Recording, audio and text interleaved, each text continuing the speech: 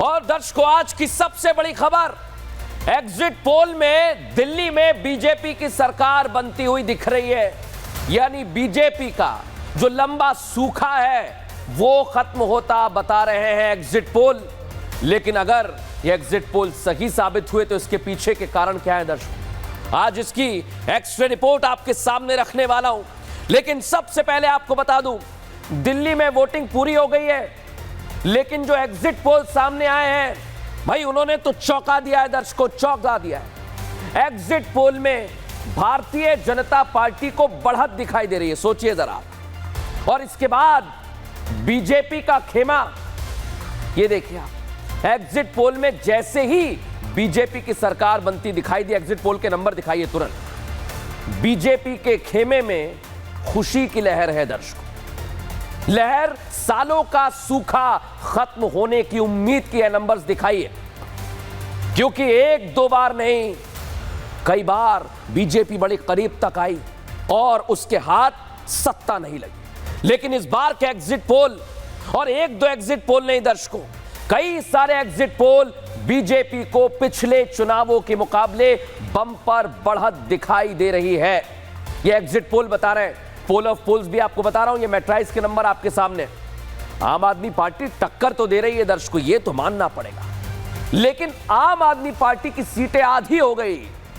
अब कांग्रेस की बात आज मैं नहीं करने वाला हूं दर्शकों, क्योंकि कांग्रेस को जनता ने ही भाव नहीं दिया। अब बताइए मैं क्या करूं इसमें। कांग्रेस को एग्जिट पोल में डबल डिजिट तो छोड़िए, कोई 5 सीट भी नहीं दे रहा है, कोई भी नहीं दे रहा है। और अगर मैं कह रहा हूं 8 फरवरी को, पोल ऑफ पोल्स दिखाइए एक बार, 8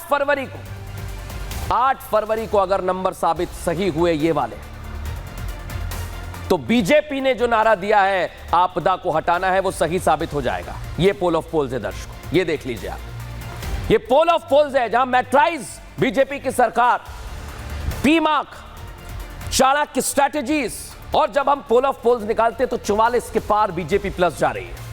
और दिल्ली में अगर ऐसा हुआ, पोल ऑफ पोल सच हुए, तो 26 साल बाद बीजेपी अपनी सरकार बना लेगी। यानी एग्जिट पोल में बीजेपी की सरकार बनती हुई दिखाई दे रही है।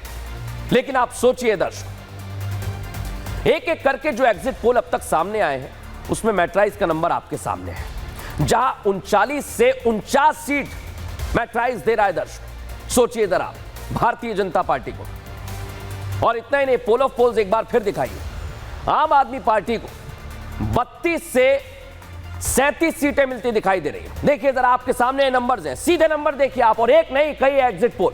पी मार्क क्या दे रहा है, हूबहू 39 से 49, 21 से 31 यहां पर मिल रही है आम आदमी पार्टी को। और कांग्रेस में कह रहा हूं, आज बात नहीं कर पा रहा हूं मैं, कांग्रेस की सीट ही नहीं मिल रही है।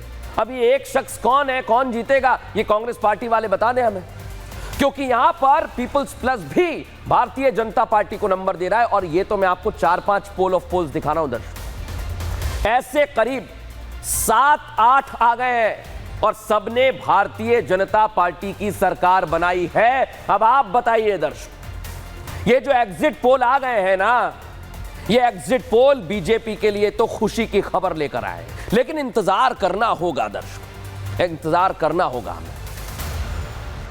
और इसको लेकर भारतीय जनता पार्टी क्या कह रही है, पहले आपको वो सुनवा देता हूं। बहुत विनम्रता के साथ इनका स्वागत करता हूं, लेकिन इस बात को हम कई महीनों से कह रहे थे कि दिल्ली में लोग भ्रष्टाचार से तंग आ चुके हैं और दिल्ली के लोग परिवर्तन चाहते हैं। और हमारे कार्यकर्ताओं ने बहुत मेहनत की है, दिल्ली की जनता ने भरपूर आशीर्वाद दिया है, और दिल्ली की जनता गुड गवर्नेंस के रूप में माननीय प्रधानमंत्री जी के नेतृत्व पर भरोसा करती है। और मुझे लगता है कि दिल्ली की जनता ने भ्रष्टाचार और विकास, इन दोनों के बीच में विकास को चुना है। ऊब गए दिल्ली वाले केजरीवाल जी से, तो इसीलिए ये जो एग्जिट पोल आ रहे हैं, मैं इन पर भी विश्वास नहीं, इनसे और आगे जाएगा, और आगे जाएगा। भारतीय जनता पार्टी 50 को क्रॉस करेगी। अब बीजेपी के नेता तो बड़ी बड़ी बातें कर रहे हैं, और अगर दर्शकों में मान लूं कि अगर ये एग्जिट पोल सही साबित हो गए, तो जो दावे बीजेपी वाले कर रहे हैं वो ज्यादातर एग्जिट पोल तो दिखा रहे हैं, सच दिखा रहे हैं। और अगर ये नंबर 8 तारीख को आ भी गए दर्शकों, तो बीजेपी की तो बल्ले बल्ले है। लेकिन केजरीवाल के हाथ से सत्ता रेत की तरह फिसल जाएगी, ऐसे बांधी और फिसल गई। और ये आंकड़े जो आए हैं दर्शकों, आपको पता है क्यों आए? इसका आज हमने एक्सरे किया है। इसका कारण है दर्शकों, प्रधानमंत्री नरेंद्र मोदी। जनता उनके साथ है, जो बीजेपी के लिए ऐसा माहौल बनाते हैं कि बीजेपी हारी हुई बाजी जीत जाती है। ये एक बार नहीं, कई बार हम देख चुके हैं। और आज जब दिल्ली से लेकर मिल्कीपुर में भी वोट डाले जा रहे थे ना, उसकी खबर भी दिखाऊंगा, चिंता मत करिए। तो पीएम मोदी कहां थे आज? प्रयागराज में पहुंचे हुए थे, यानी महाकुंभ में। और पीएम मोदी ने त्रिवेणी में डुबकी लगाई। यही तस्वीर है दर्शकों, इसी वजह से नंबर इतने बढ़ रहे हैं। पीएम मोदी आज संगम पहुंचे, आस्था की डुबकी लगाई, भगवा वस्त्र पहने हुए थे, लेकिन सनातनी डुबकी का संदेश दूर दूर तक गया है। और ये जो तस्वीर आप देख रहे हैं ना दर्शकों, ये चुनावी खेल की आखिरी बाजी थी। ये शुरू कैसे हुआ था वो भी आपको बताऊंगा दर्शकों, लेकिन आज सबसे ताजा तस्वीर प्रयागराज की देखने को मिल रही है। क्या तस्वीर दिखी, दिखाता हूं आपको। प्रधानमंत्री नरेंद्र मोदी प्रयागराज में संगम में डुबकी लगा रहे थे, तो उस वक्त 160 किलोमीटर दूर अयोध्या चलिए, जहां मिल्कीपुर की जनता मतदान करने के लिए घरों से निकल रही थी।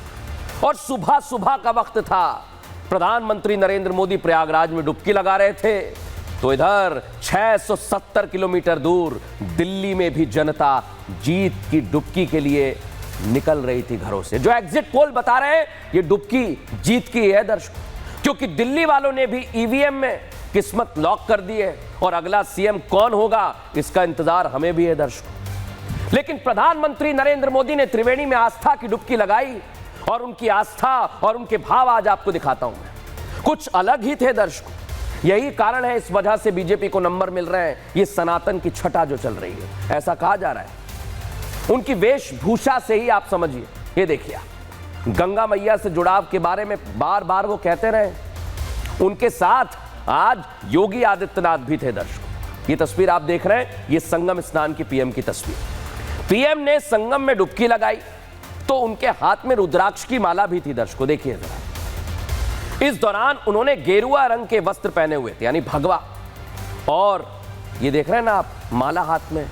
संगम स्नान के दौरान मंत्रोच्चार भी करते रहे, हाथों में माला, मन में ध्यान।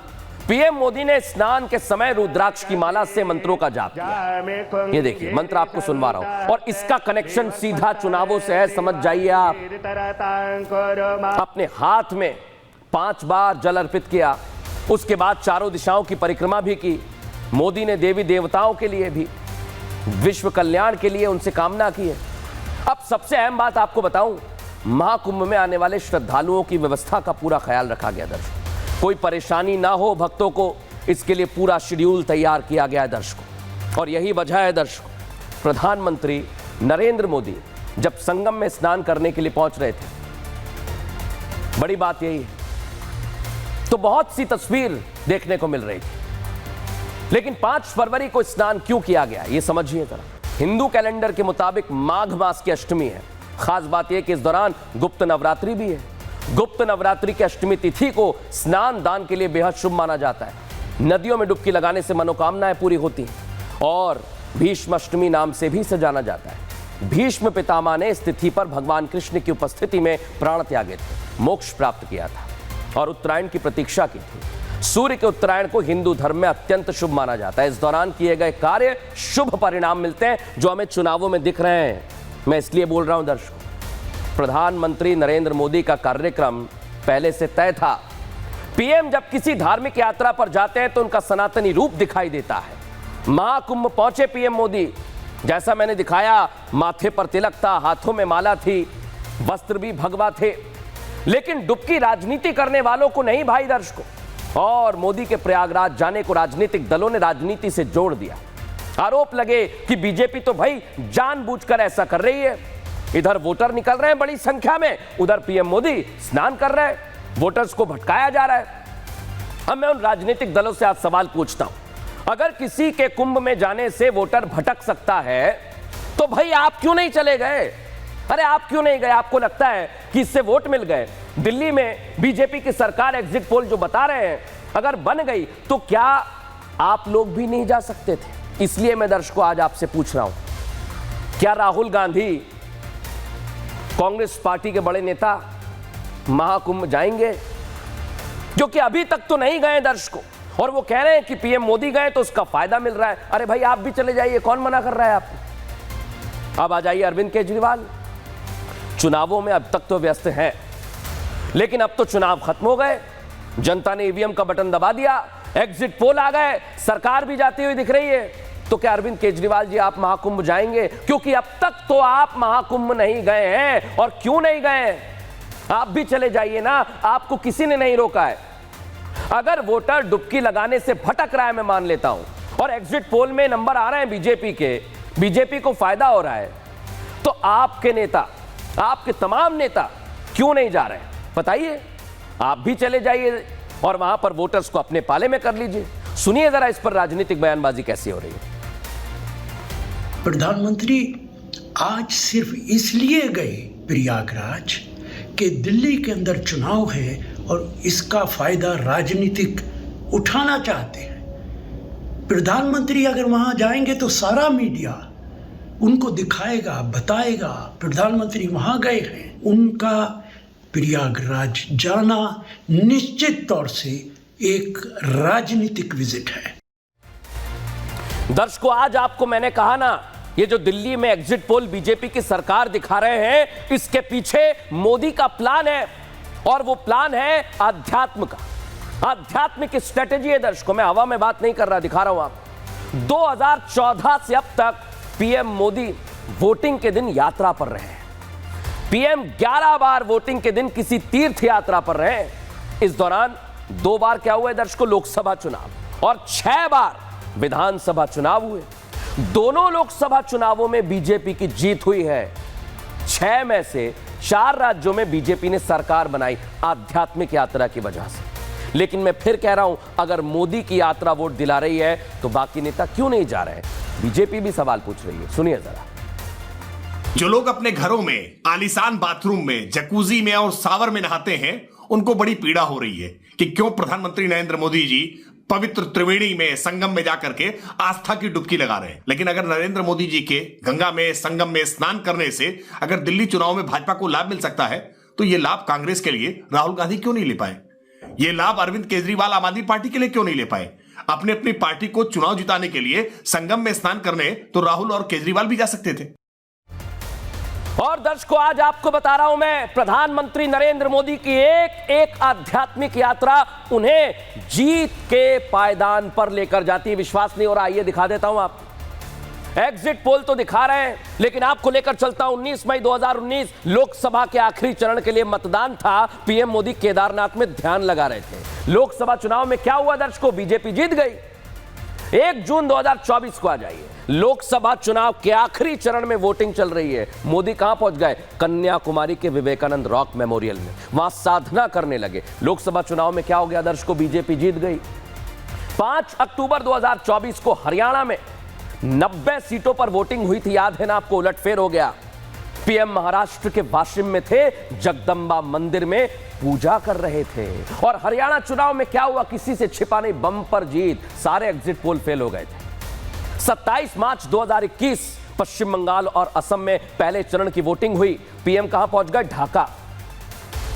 वहां पर उन्होंने शक्तिपीठ में जाकर माता के दर्शन किए और बंगाल में पहली बार बहुमत मिला। विपक्षी पार्टी बीजेपी बनी। ममता बनर्जी को जीत जरूर मिली, लेकिन बीजेपी नंबर्स में आ गई, 80 के पार पहुंच गई।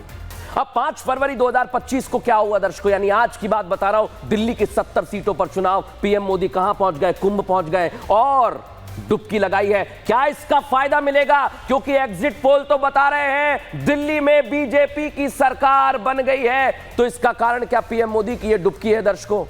क्या आम आदमी पार्टी को यह डुबो देगी? ये मैं नहीं कह रहा भाई, दिल्ली की जनता से भी बात की आज हमने। और सबसे बड़ी बात बता रहा हूं, एग्जिट पोल के नंबर्स आ गए हैं। दिल्ली की जनता क्या कह रही है सुनवा देता हूं आपको। वो सनातन को मानते आए हैं, इसलिए वो डुबकी लगाने गए हैं। चुनाव तो चलता रहता है, होता रहता है, उससे कोई फर्क नहीं पड़ता। मोदी जी का प्रोग्राम पहले से ही था, ये इलेक्शन से उसका कोई ताल्लुकात नहीं था।